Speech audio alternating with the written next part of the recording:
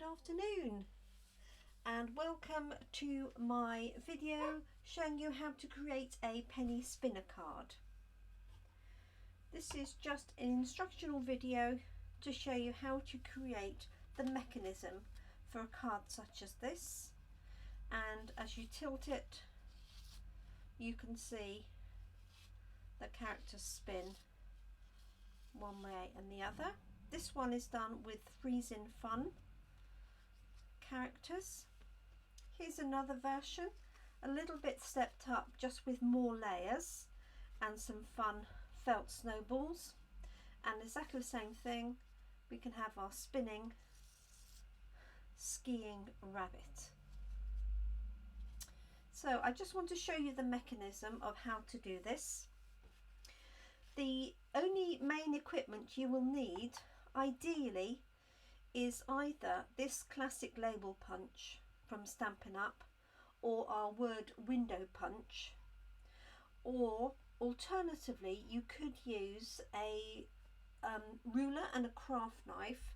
Basically what we need to do is cut this insert here to the right width and to the right height, and our punches are perfect for that. So this is the classic label punch, and also if you have our older but retired word window punch, that will equally work. I'm actually going to recreate this version here just for simplicity as much as anything. So the first thing I'm going to do is attach this backing paper onto our layer of card, and you can use whichever glue you prefer for that, or adhesive. This is from our Snowflakes Blender series, and all of these products I'm showing you now are currently available, and this is September 2020. So I'm just going to place this on here. You could of course stamp this piece of card if you preferred. I would recommend that you either attach paper to the card or you use some thick card. You don't want this layer to be too thin because it's got to take the weight of your pennies. So I have 2 pennies here that I'm going to use. This is in the UK, so I'm afraid I don't know what the equivalent is in any other country. So what I'm going to do is take my word window punch, or classic label punch, and position it right as far as it will go onto the card and punch that in the centre. Punches through both of those layers absolutely fine. What I'm then going to do is slide the punch along, keeping the card flat to the base of the punch, and then I'm just looking so that I've got a bit of a gap on the right hand side here, and this is nice and smooth. I'm going to do the same on this one, like so. I'm just doing that by eye. If you wanted to, you could obviously mark an area in from each side if you preferred. Now I can decide which way round I want this to be. I'd like to show you the mechanism that this is going to work on, and then we can construct it together. So the way that this works is we have 2 pennies. Now these are for weight as much as anything else, and we're going to sandwich a dimensional, this is one of our foam pads, on the inside of these 2, so it doesn't matter which way around I put them. Obviously you don't want coins that are filthy dirty, so just bear that in mind. So I've taken the backing off this one dimensional, and I'm carefully putting the other penny as close to central on there as I can get, like so. actually not very central, so I am going to redo that.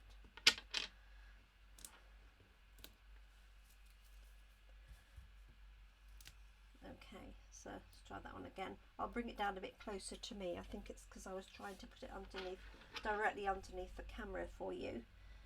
So let's see if this is a bit better.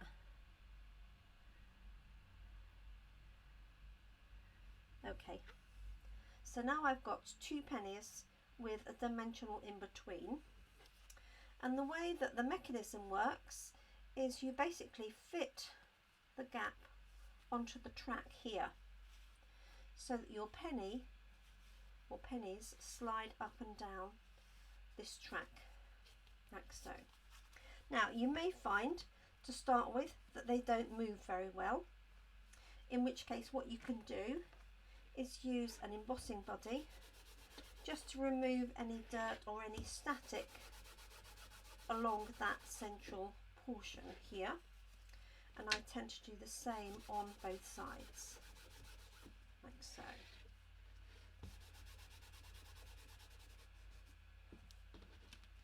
Okay, so this should gradually move, as you can see, much quicker and easier.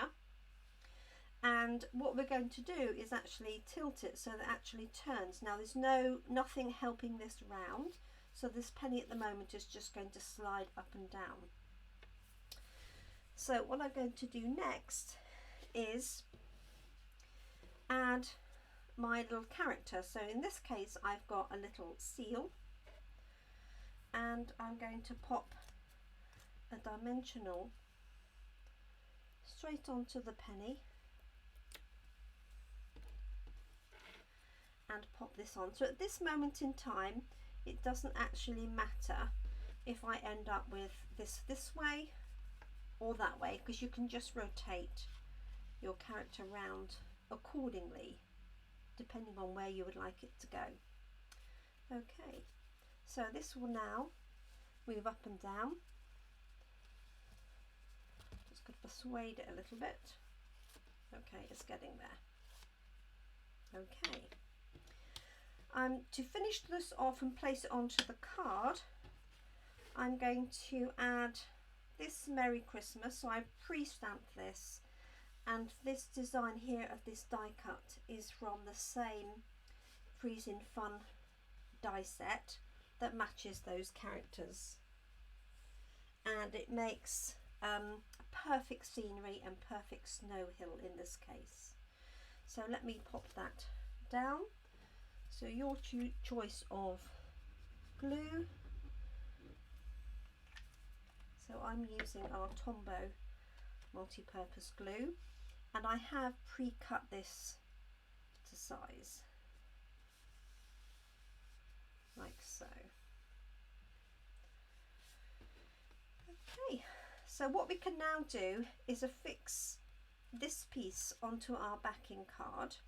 Now you don't want to place it straight down, or else there's nowhere for the penny behind to be able to move up or down.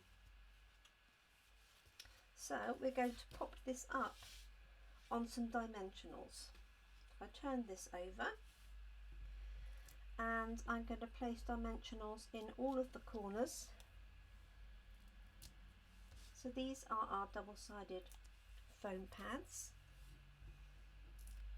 You could also use our self-adhesive foam strips or our self-adhesive foam sheets and cut those into strips.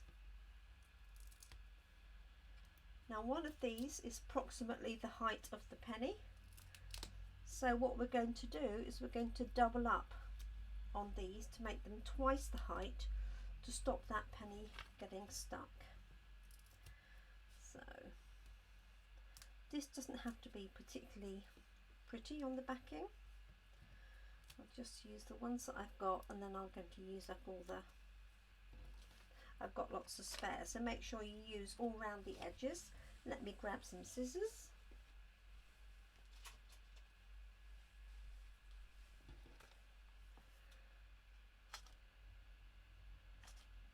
I'm just cutting these up to make them almost into the size of dimensionals.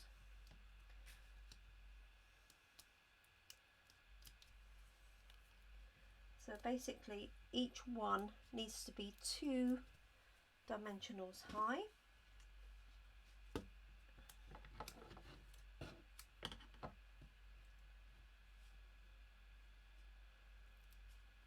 As I say, it doesn't need to be particularly pretty.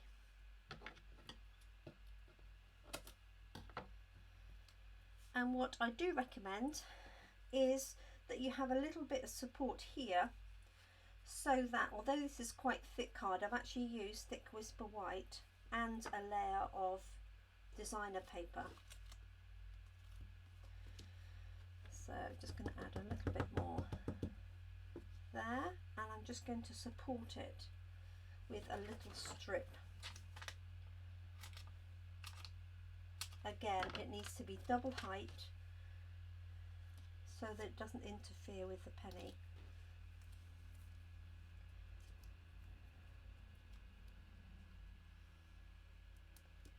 So I'm guessing you can use any coin as long as it's not too big for this, for getting it onto the slot, if that makes any sense. Okay, so this should be moving fairly freely up and down. So I'm going to pop this on my base card, make sure the card obviously is the right way up. And you can do a lot more decorating. Obviously I'm just keeping this plain and simple just to show you the mechanism. Let's pop our other little seal on there. So I've stamped and cut out the ice flow. Let's get that the right way around though, like so. And I'm going to pop this one up with a dimensional as well.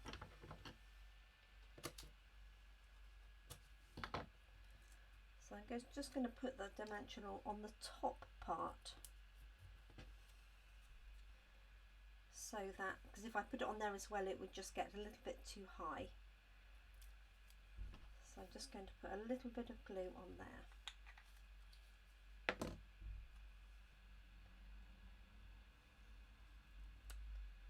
Like so.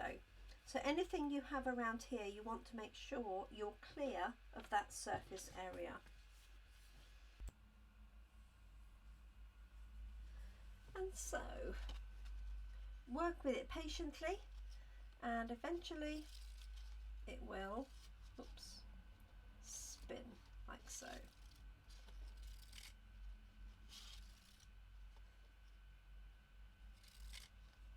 Okay, so there we go.